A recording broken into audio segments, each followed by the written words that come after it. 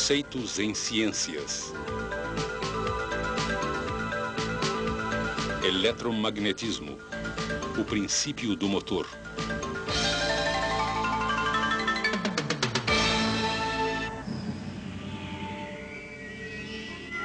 O ano é 2010. E na base lunar Alpha está sendo preparado um embarque de suprimentos para uma colônia em Titã. Os suprimentos foram carregados em uma cápsula especial que está entre um par de trilhos. Um computador liga uma chave e acelera uma cápsula rapidamente ao longo dos trilhos. A força que acelera a cápsula foi observada pela primeira vez pelo físico francês André Ampère em 1820. Ele observou que quando as correntes de dois condutores paralelos eram no mesmo sentido, os condutores se atraíam. Mas quando as correntes eram em sentidos opostos, os condutores se repeliam. Ampère concluiu que os campos magnéticos ao redor dos fios criavam forças de atração e repulsão. A regra da mão esquerda para o condutor prevê o sentido do campo ao redor de cada fio. Quando os campos entre os fios estão no mesmo sentido, para ambos os fios, ocorre repulsão. Essa repulsão é similar ao que ocorre quando dois ímãs em forma de barra são colocados lado a lado, de maneira que o campo de um ímã esteja no mesmo sentido que o campo do outro. Quando o movimento de elétrons nos dois fios é no mesmo sentido, no espaço entre os fios, o campo produzido por um fio tem sentido oposto ao campo produzido pelo outro.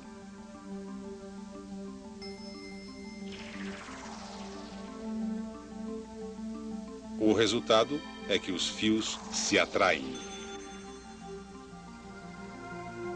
Novamente, isso é similar a dois ímãs em forma de barra colocados de tal maneira que os campos entre os mesmos tenham sentidos opostos. Esses princípios explicam o mecanismo usado para lançar a cápsula de suprimentos. O lançador, denominado canhão de trilhos, consiste de dois trilhos que podem conduzir valores muito altos de corrente. A própria cápsula de suprimentos também é um bom condutor. Quando o canhão de trilhos é ativado, uma corrente muito alta flui por um trilho, passa para o outro através da cápsula e retorna, completando o circuito. Devido aos campos que interagem, existe uma grande força tentando separar os trilhos, mas eles são fixados com segurança e não podem se mover. O campo produzido pela corrente que passa através da cápsula fica no mesmo sentido que o campo entre os trilhos. Isso resulta em uma força repulsiva que empurra a cápsula. E como a cápsula não é fixa, a força que atua na mesma pode impulsioná-la ao longo dos trilhos a uma velocidade cada vez maior.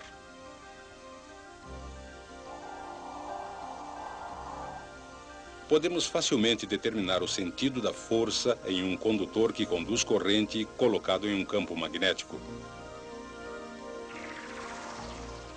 Se o fluxo dos elétrons for nesse sentido, o campo produzido ao redor do condutor irá interagir com o campo produzido pelos ímãs.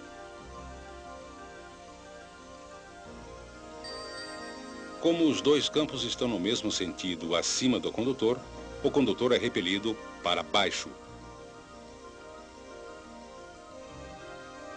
Se o sentido do fluxo dos elétrons for invertido, o campo ao redor do condutor também inverte. Os campos estão agora no mesmo sentido abaixo do condutor, e o condutor é repelido para cima. Chamamos este efeito de o princípio do motor. O princípio do motor é uma das aplicações mais importantes da descoberta do eletromagnetismo por Hans Christian Ørsted. Mas foi o inglês Michael Faraday quem, em 1821, juntou tudo e desenvolveu o primeiro motor eletromagnético.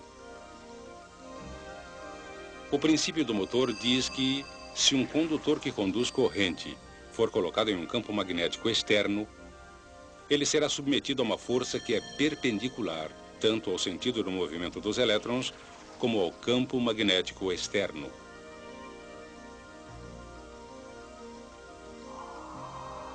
Determinamos o sentido da força pela regra da mão esquerda para a força. Isto é, se o polegar apontar no sentido do fluxo dos elétrons e os dedos apontarem no sentido do campo magnético externo, uma seta imaginária saindo da palma da mão indica o sentido da força exercida sobre o condutor.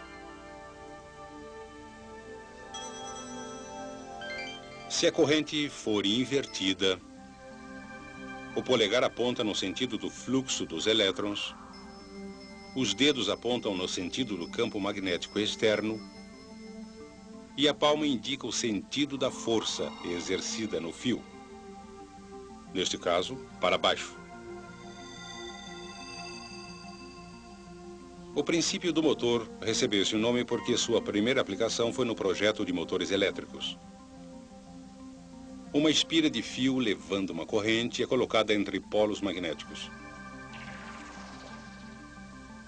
Se aplicarmos a regra da mão esquerda para a força, neste lado da espira, de maneira que o polegar indique o sentido do movimento dos elétrons, e os dedos indiquem o sentido do campo magnético externo, a força no condutor será para cima, conforme indicado pela palma da mão. Quando a regra da mão esquerda para a força é aplicada ao outro lado, a palma da mão indica uma força para baixo.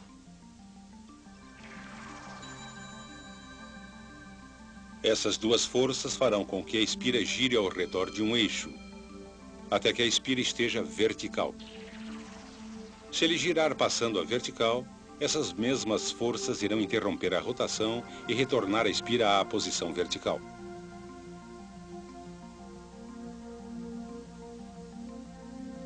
Mas, para executar trabalho, a espira deve continuar a girar. Podemos fazer isso com facilidade, dirigindo o movimento dos elétrons por um anel dividido chamado comutador, que está em contato com escovas de grafite.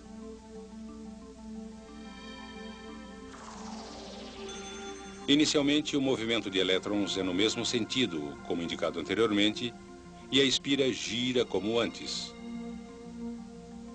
Mas assim que a espira passa pelo plano vertical, o comutador faz com que o movimento de elétrons se inverta.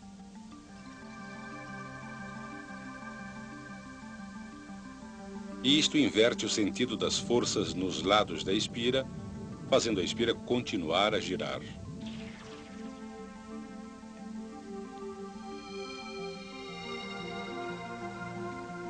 O comutador de anel dividido inverte o movimento de elétrons na espira a cada meia rotação, exatamente no instante em que é necessário manter a espira em rotação.